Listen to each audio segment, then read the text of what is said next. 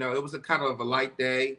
The prosecutors did send out the photos when his house got raided. So go ahead, Kim. You could get a chance to put the pictures up, and we can see the stuff that I think this was a house in Miami. If I'm not wrong. Yeah, you're correct. So, yeah. In Miami. Yeah. So you see they have baby oil, lubricants, as we can see. Um, I don't know what the hell was up with his baby oil obsession. He has high heels, as we can see. He has high heels, sex toy games. So even though and this was back in September when his house got raided. So this is a recent, like mostly recent stuff of what maybe he was still doing that we could think of. But yeah, it shows that went to this house. He got a whole bunch of stuff as well, and also I heard they bought some firearm as well. But also in the courtroom today, they testified a psychologist. Uh, she was kind of blind in a way because they just wanted because this psychologist named Dawn Hughes. She has a lots of years of psychology, and they wanted to bring. I guess the prosecutors wanted to bring this person in to explain how, when it comes to trauma, when it comes to drug addiction, and also when you are getting abused for how the abuser and abusive acts in a way when it comes to being in a relationship. So they kind of talked about that, and then they also testified Diddy's former assistant as well, about certain things with what he saw with Diddy as well. So I do have a clip, Hakeem. So go ahead and play the clip of what happened today, and after that, we'll talk about day 8 of Diddy.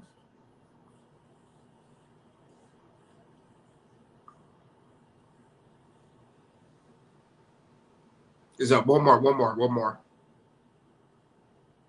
Okay. Yep.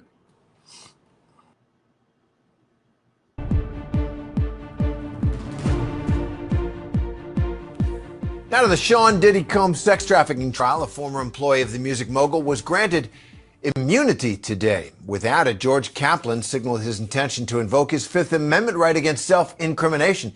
Now that he's got immunity, Kaplan is expected soon to take the witness stand. Earlier today, prosecutors called an expert witness, psychologist Dr. Dawn Hughes. She testified about why it's common for victims to stay in abusive relationships. Combs has pleaded not guilty to all the charges. His lawyers argue that any acts of assault do show domestic violence, but not coercion or evidence of trafficking. Those are the big charges. Legal contributor and trial attorney Brian Buckmeyer joins me now outside of court. So, Brian, you've been in this court. How significant is this immunity deal, first of all?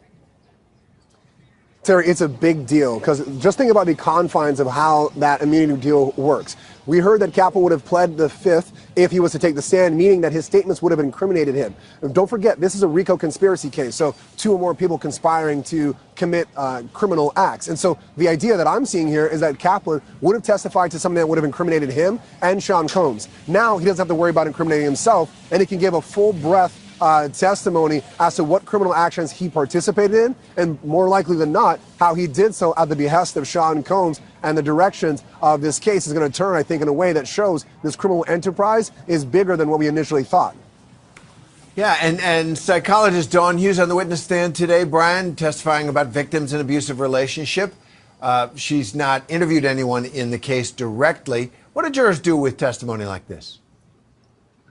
So Dawn Hughes is someone famous for this testimony. She's testified in the Keith Raniere case, the R. Kelly case, the Harvey Weinstein case. And what she does in her testimony is what we call a blind expert, because to your point, she hasn't interviewed anyone in this case, whether it be alleged victim or alleged perpetrator. She hasn't heard any of the testimony in the case or researched any of the documents associated with this case. She's simply creating a framework of why individuals stay in violent relationships, different coping mechanisms, what else does she have? The patterns of disclosure, as well as how memory is affected in traumatic experiences. And it's with that framework that the jury is supposed to then evaluate the testimony of Cassie and other alleged victims. But to your point, and on cross-examination as well, this is just a framework. She hasn't interviewed anyone, so she doesn't know if anyone's exaggerating or lying about their symptoms. All right, Brian Buckmeyer, thanks for being there at the courthouse for us. See you later. Well, make sure to... Yeah, so there you have it. That's what went on for today. And go ahead, Roddy.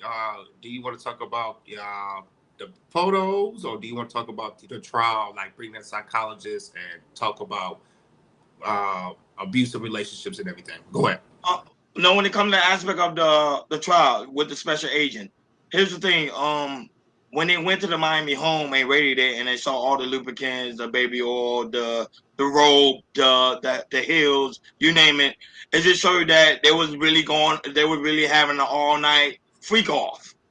Especially in a special event. I think people fail to realize the type of lifestyle some of these people have, and they're just bringing it up to light. To me, once again, there was no crime committed. Now, also they were saying that they did find allegedly some possession of drugs that was there during the raid, like some spoons and a tablet, and also I think like some rolled up, $100 bills that they alleged they think they were using that for, you already know, cocaine, but it was the white stuff. But it was never confirmed it was actually being used. But it's just the evidence showing like the photo of like, okay, it's $100 bill rolled up, and like when somebody's using it to snort, that somebody was pretty much using it, and also showed that Diddy had some hidden on phones in different areas of the house. So it was a lot of stuff going on in that house, in that Miami home, and also in the LA home as well. Moving along, when it comes to the guy that his assistant getting immunity, now he's able to speak. He's gonna be able to speak, and he's gonna have that freedom. So now he's gonna realize, hey, this is exactly what's going on when it came to aspect of the Diddy enterprise. No one will be able to hold me accountable just in case I lie a little bit. So that's the only good thing and the bad thing as well, because now he can just lie straight off his behind, and nobody can really say, oh, we gotta hold him under the court for lying, because now he got immunity. So let's see how that goes with the aspect of the prosecution. And now when it comes to the psychologist, like I told Hakeem on the last previous show, I told him that some of these people are dealing with traumatic experiences, so they won't say anything, even though the aspect of when you want people to say, hey, speak, say something. They're too afraid, to the point that a lot of people are afraid of Diddy. Day 26, you see Aubrey O'Day say she don't want to testify. People are afraid of Diddy. We got Kid Cudi Hakeem's coming on tomorrow for to testify. And let's see if he's afraid. They don't want to speak on Diddy's name. He's powerful, big dog. Go ahead, Hakeem. He's powerful. I think a lot of this is just hearsay. You know what I mean? As I'm looking at the cases, I'm looking at the photos. These are things that any typical person would have at their house. I think. Now you capping. No. Exactly. Now you definitely capping. Well, okay. Well, the road may be in the hills. I'll say this. Maybe a mansion. I'll say a mansion. Look, Hakeem, maybe if you had handcuffs, I would have been like, yeah. Somebody, I got them. We all got handcuffs, but listen. Come on, man. Listen, I think he's been framed. I think that as they break the case down and we start to get into the particulars of these things, we start to notice there's holes in this case. A lot of the stuff they're talking about are not pertinent to this, or not pertinent actually to these conversations. I could tell that he was a deviant. He liked their freak offs, and the guys was willingly selling themselves to do freak offs. You know what I mean? So as I'm looking at it and analyzing, they still have to prove racketeering. One or two people conspiring to commit a crime. He's the only person. So he's going to get out. It's the same way with R. Kelly, who's in jail, and they caught him with a racketeering. I don't know how they locked him up. You know what I mean? But quick question, I came because they found the pills in his house. They could probably link that to racketeering, though. Because they did find some pills. But listen here, he wasn't selling them. He wasn't trying to make money off of them. This is the thing. Good point. Where's he trying to get money? When we talk about racketeering and we go over cases like BMF, gangs, and the mafia, there was a point. There was an idea for them to do these things. Are we trying to get money or stuff like this? But I want to identify them and land my plane here to go back with why I say, is this a ploy to attack wealthy black men, to teach them a lesson, to keep us at bay, to teach us to say that we're still little boys? No, because they were going after Weinstein. Epstein, I mean, sorry. What? Yeah, but I don't know how that you need to see how that went. True. Good point. He did. So it's just ideas and questions, you know. Yeah. I'm gonna go with start with the psychologist and everything. She had worked in various trials before, so I think what a prosecutor did, just give good details of not knowing Diddy or Cass or whatever, just but with her experiences, just talk about, hey, this is the person getting abused or being an abuser, or this what they would type. This were the things they'll do and everything. So I get that part, but looking at the photos, y'all, all that baby oil also had drugs there. When does he sleep?